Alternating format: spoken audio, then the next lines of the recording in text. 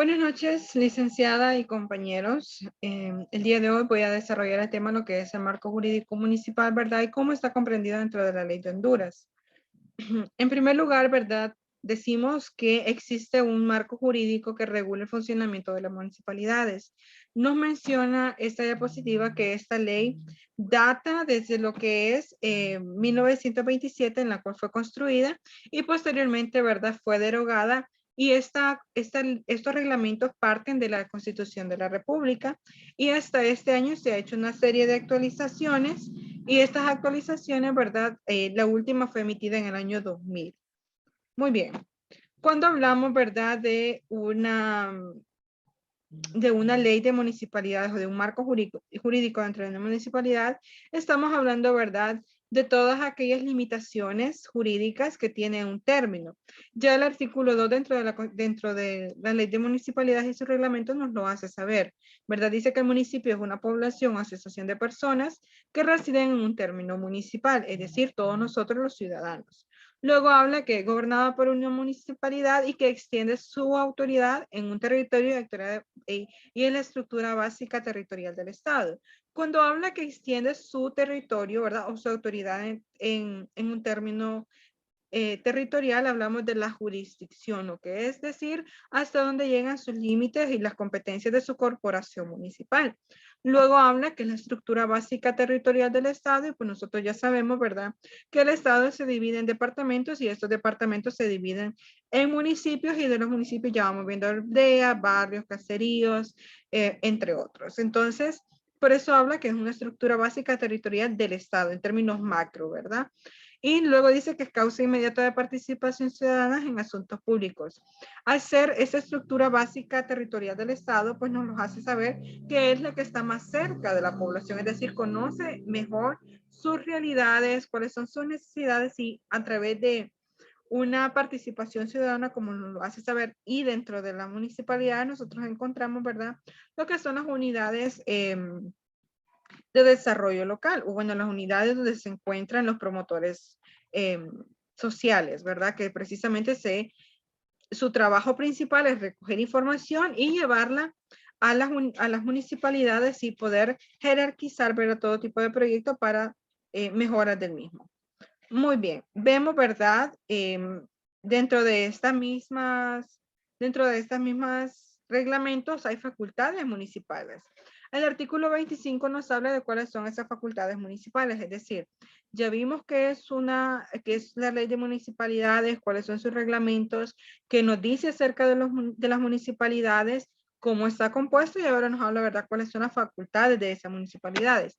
En primer lugar, el artículo 25 nos dice que una de ellas es crear, reformar, derogar instrumentos, ¿verdad? Normativos locales de conformidad con la ley. ¿Qué quiere decir? Dentro de la ley y reglamento de municipalidades, nosotros encontramos lo que es una serie de facultades y de prohibiciones. Por eso este artículo, ¿verdad? O esta primera facultad de las municipales nos dice en conformidad con esta ley, es decir, respetando todo lo que se encuentra dentro del marco jurídico, dentro de las leyes que regulan el actuar de las municipalidades. Entonces, crear, reformar y derogar forma parte de esas facultades y todos los documentos normativos son aquellos que nosotros ya conocemos, ¿no? Como las ordenanzas municipales, las ordenanzas municipales y otros, ¿verdad? Que sean de interés de la población. Luego habla de que otra de las facultades municipales es crear, suprimir, modificar y trasladar unidades administrativas. ¿Esto qué quiere decir? Nosotros por excelencia conocemos lo que más se da en muchos municipios, que es, por ejemplo, la expropiación de bienes. Esto siempre y cuando yo lo diría después de que haya pasado un proceso de fiscalización, ¿verdad? Entonces se pueden ir tomando decisiones respecto a ello. Y la municipalidad está facultada para crearla, para modificarla, para trasladarla o para cerrar, ¿no? Luego habla de aprobar el presupuesto anual y dice que más tardar el 30 de noviembre de cada año. Bueno, dentro de las facultades de la municipalidad está crear lo que es el POA, ¿verdad? El Plan Operativo Anual y todo lo que se deriven de él, el plan municipal, el plan de desarrollo, etcétera. Luego nos dice que emitir los reglamentos y manuales para el buen funcionamiento de la municipalidad. Ese buen funcionamiento de la municipalidad, ¿verdad? Nos permite a nosotros como ciudadanos acceder a los servicios públicos de una forma más eficiente. Muy bien. Hable sobre los deberes de los miembros de la corporación municipal. Sabemos que la municipalidad es todo lo que engloba, ¿verdad? Los servicios públicos municipales en el término municipal dentro de su jurisdicción. Y la corporación municipal es como esa dirección ejecutiva. En primer lugar, dice que de los deberes de los miembros de la corporación municipal es asistir puntualmente a las sesiones de la corporación y cumplir sus funciones con diligencia. Luego nos habla que cumplir las comisiones que les sean asignadas. Es decir, eso se basa dentro del principio de la eh, especialización dentro de la administración. Luego dice que emitir su voto en los asuntos que se sometan a decisión de la corporación y que en ningún caso podrá abstenerse salvo que tuviese un interés personal. Esto dentro de los miembros de la corporación municipal. Y luego, ahora hablamos de las categorías municipales. Dentro de las categorías municipales se encuentran 4, A, B y C y D, perdón. Entonces, esa categorización de las municipalidades va a depender de su capacidad administrativa, de los recursos y de la población. Eso quiere decir, como lo veremos en las siguientes imágenes, por ejemplo, este organigrama que nosotros vemos en esta área es una municipalidad de categoría A. Su estructura administrativa dentro de la municipalidad es mucho más amplia, precisamente porque la población es más grande, porque los recursos son más grandes. Entonces, la respuesta de la población por ende necesita de más personal para poder atender las necesidades a cabalidad.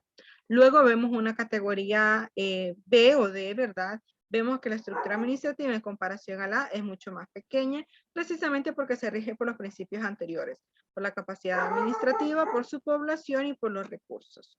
A continuación vemos lo que es una categoría C.